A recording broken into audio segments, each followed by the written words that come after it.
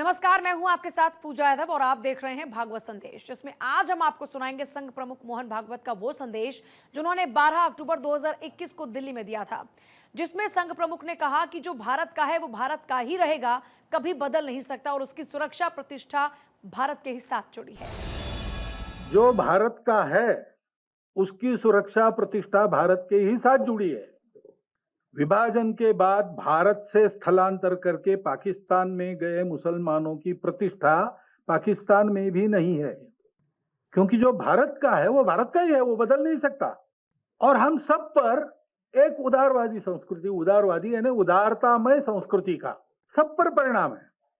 उसी की विरासत हमको आगे ले जाती है, उसी के कारण हम सब लोग यहाँ मिलकर रह रहे। वही हिंदुत्व है, उसका पहले उद्घोष करने की जरूरत ही नहीं पड़ती थी। सावरकर जी ने भी कब किया? सन 1857 का स्वातंत्र समर उन्होंने लिखा,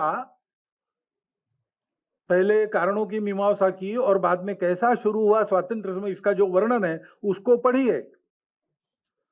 उन्होंने लिखा है कि हिंदू राजाओं का भगवा झंडा और मुसलमान नवाबों का चांद तारा हरे रंग पर, दोनों साथ साथ अंग्रेजों के यूनियन जैक के खिलाफ खड़े हो गए।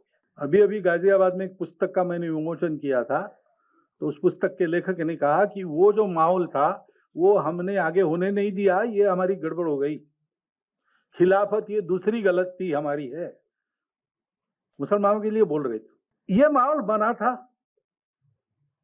लेकिन उसको फिर वहाबियों के प्रभाव ने बदल दिया और अंग्रेजों को ध्यान में आया कि हम यहाँ आश्वस्त नहीं रह सकते कभी भी। यहाँ के सब लोग, इनकी भाषाएं अलग है, प्रांत अलग है, पूजाएं सब कुछ अलग है और बाहर से भी आई पूजा एक है यहाँ पे, फिर भी हमारे खिलाफ सब एक होके हमको यहाँ से भगा देंगे।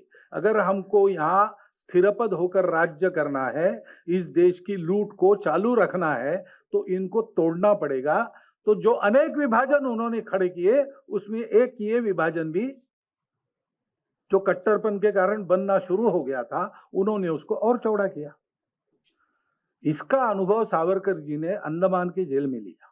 उनका हिंदुत्व ये जो ग्रंथ है वो अंडमान से वापस आने के बाद लिखा गया है, क्योंकि जब ये कोलाहल होने लगा कि हम एक नहीं है, हम दो है, हमारे यहाँ हमारी पूजा अलग है इसलिए हम अलग है, आपकी पूजा अलग है, तब ये जोर से कहना पड़ा कि पूजा के आधार पर भेदभाव न करने वाली यहाँ की राष्ट्रीयता है, वो हिंदू राष्ट्रीयता है।